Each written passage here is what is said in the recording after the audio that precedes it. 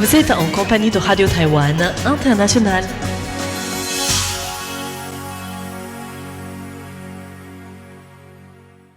Bonjour et bienvenue sur les ondes françaises de Radio Taïwan International.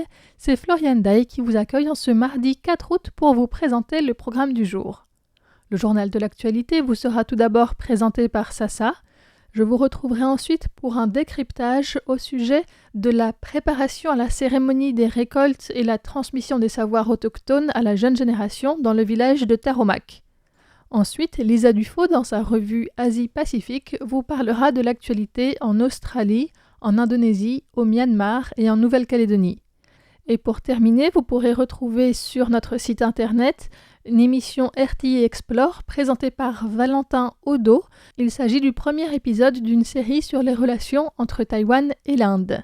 Je vous souhaite une excellente écoute et vous laisse tout de suite en compagnie de Sassa pour le journal de l'actualité dont voici les principaux titres.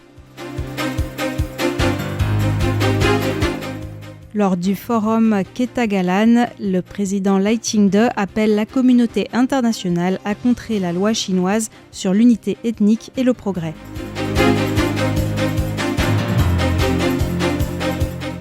Le représentant McCall rappelle l'engagement inébranlable américain envers Taïwan en matière de défense. 3 mois après sa visite en Eswatini, le président Lai Ching-te reçoit le Premier ministre eswatinien. L'entreprise TSMC fait un don de 250 millions de yens pour la reconstruction après le séisme de Kumamoto.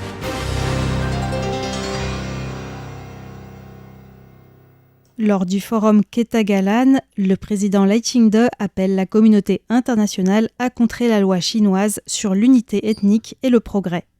L'édition 2026 du forum Ketagalan, dialogue sur la sécurité dans la région Indo-Pacifique, s'est ouverte ce matin à Taipei. Cette année, les discussions sont axées sur la résilience démocratique mondiale, la réponse commune à l'infiltration chinoise en zone grise et la restructuration des chaînes d'approvisionnement afin de contourner la Chine. Lors de l'ouverture, des représentants de l'Alliance interparlementaire sur la Chine, AIPAC, ont remis au président taïwanais Lai Ching-te une déclaration condamnant la nouvelle loi chinoise sur la promotion de l'unité ethnique et du progrès pour violation des droits humains fondamentaux. Dans son discours, le président a remercié l'AIPAC pour sa prise de position et il a ajouté « China's ethnic unity law ». La loi chinoise sur la promotion de l'unité ethnique et du progrès porte atteinte à la souveraineté de Taïwan, persécute les groupes religieux et les minorités ethniques et recourt à la répression transnationale pour exercer une censure politique à travers le monde, instaurant un climat de peur. C'est une loi odieuse que la communauté internationale doit combattre d'une seule voix. Le président a également rappelé qu'il y a 30 ans, les Taïwanais, sans se laisser intimider par la menace des missiles chinois, ont organisé leur première élection présidentielle au suffrage universel direct. Aujourd'hui, les acquis démocratiques de Taïwan sont internationalement reconnus et les Taïwanais n'y renonceront en aucun cas. L'avenir de la nation sera déterminé par les Taïwanais, a-t-il souligné. Face à la nouvelle menace que représente cette loi sur la promotion de l'unité ethnique et du progrès, Lai Ching-te a affirmé que Taïwan ne restera pas les bras croisés, tandis que la Chine étend sa coercition sur Taïwan ou sur les pays de la région. Taïwan renforcera ses mécanismes de prévention, de réaction et de protection, ainsi que sa coopération avec les pays amis, afin de préserver l'ordre international fondé sur les règles. Le représentant McCall rappelle l'engagement inébranlable américain envers Taïwan en matière de défense. Lors du forum Ketagalan, le républicain Michael McCall, membre de la Chambre des représentants américaine, a affirmé l'engagement inébranlable des États-Unis pour la sécurité de Taïwan. Dans son discours, il a assuré que le Taiwan Relations Act, adopté en 1979, restait en vigueur et continuait de protéger la liberté et la démocratie taïwanaise. Il a en outre rappelé que la dernière loi d'autorisation de la défense nationale américaine avait prévu jusqu'à $1 milliard au titre de l'initiative de coopération pour la sécurité de Taïwan. Il s'est par ailleurs dit convaincu qu'une nouvelle vente d'armes de $14 milliards américains à Taïwan sera bientôt effective. On l'écoute. Je suis convaincu que le président Trump soumettra prochainement au Congrès une nouvelle série de ventes d'armes cruciales d'un montant de $14 milliards.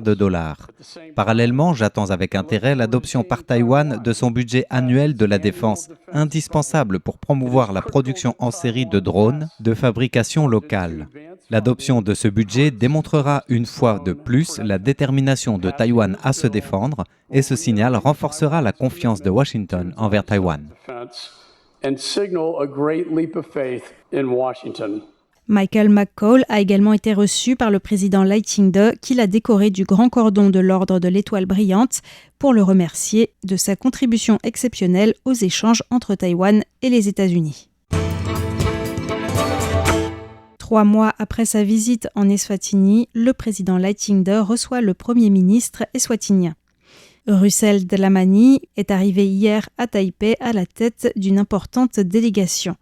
Lors de son entretien avec le président Lai Ching-te, le Premier ministre eswatinien a déclaré que ce voyage soulignait le partenariat durable entre le Royaume d'Eswatini et la République de Chine Taïwan et contribuerait au développement des coopérations dans les domaines tels que la santé, l'agriculture, l'éducation, l'énergie, les infrastructures et le développement du secteur privé. De son côté, le président Lai Ching-te a rappelé que sa visite en Eswatini cette année avait initialement été reportée en raison d'ingérences extérieures, mais que grâce à l'aide du roi Mswati III, elle avait pu se dérouler avec succès quelques jours plus tard. Le président a cité des projets tels que le réservoir stratégique de stockage de pétrole, le parc taïwanais d'innovation et le parc scientifique royal, qui sont le fruit de leurs efforts conjoints. Le président a également remercié Eswatini, l'unique allié diplomatique de Taïwan en Afrique, pour son soutien inébranlable à la participation internationale de Taïwan. TSMC fait un don de 250 millions de yens pour la reconstruction après le séisme de Kumamoto. Suite à ce séisme de magnitude 7,1 qui a frappé la région de Kumamoto au Japon le 28 juillet dernier, faisant 38 morts, l'entreprise taïwanaise de semi-conducteurs TSMC a annoncé hier 3 août un don de 250 millions de yens, soit 1,4 million d'euros, pour aider les sinistrés et contribuer à la reconstruction. La fondation caritative de TSMC a également lancé une campagne de collecte de fonds auprès de ses employés. TSMC, présent sur le marché japonais depuis près de 30 ans, a fait de Kumamoto l'un de ses principaux sites de production mondiaux grâce au soutien indéfectible des autorités locales. L'entreprise a souligné que les efforts des employés et des fournisseurs locaux avaient permis à son usine à Kumamoto de reprendre ses activités rapidement après le séisme. L'entreprise a exprimé sa reconnaissance à toutes les personnes impliquées. Après le Made in Taiwan, la vice-première ministre Zhang Lijun veut promouvoir le Created in Taiwan. S'exprimant aujourd'hui lors d'un forum sur les communications de nouvelle génération, la vice-première ministre Zhang Lijun a rappelé que dans un contexte géopolitique en constante évolution, la résilience des communications, de la sécurité nationale et des infrastructures numériques devenait de plus en plus cruciale.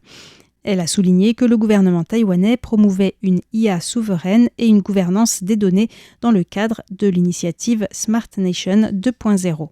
Concernant les communications de nouvelle génération, elle a affirmé que la Commission nationale des sciences prévoyait à cet effet un investissement de plus de 27 milliards de dollars taïwanais, 723 millions d'euros, entre 2025 et 2030 pour développer la commercialisation de la 6G et des opportunités commerciales liées aux communications par satellite.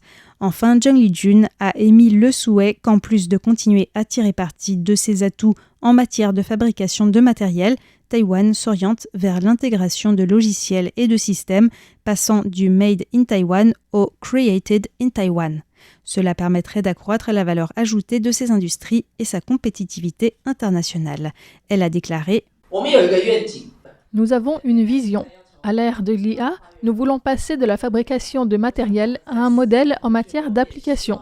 Dans le domaine des communications de nouvelle génération, nous espérons optimiser notre rôle dans la fabrication de composants tout en évoluant vers un rôle dans la création de logiciels et l'intégration de systèmes. Autrement dit, de Made in Taiwan, nous souhaitons passer à Created in Taiwan. Les mutations mondiales sont autant d'opportunités à saisir pour Taïwan. Zheng Lijun a assuré que le gouvernement collaborera avec le secteur privé pour développer les technologies clés telles que la 6G, les satellites en orbite basse et les réseaux optiques. Les personnes condamnées pour fraude ne pourront pas se présenter à l'élection présidentielle. Le Yuan législatif a adopté aujourd'hui, en troisième lecture, un amendement à la loi sur l'élection et la révocation du président et du vice-président de la République, prévoyant que les personnes condamnées pour fraude ne pourront pas présenter leur candidature.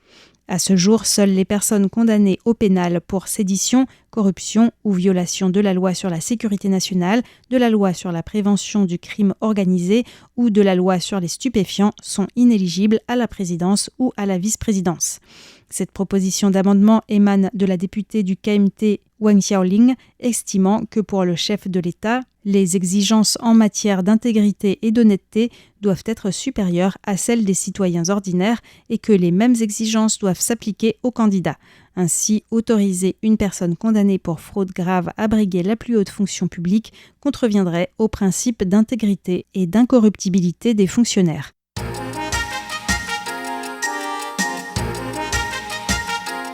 C'était le journal de l'actualité taïwanaise du mardi 4 août 2026, présenté par Sasa. Merci beaucoup de l'avoir suivi. Je vous invite à rester en notre compagnie sur Radio Taïwan International.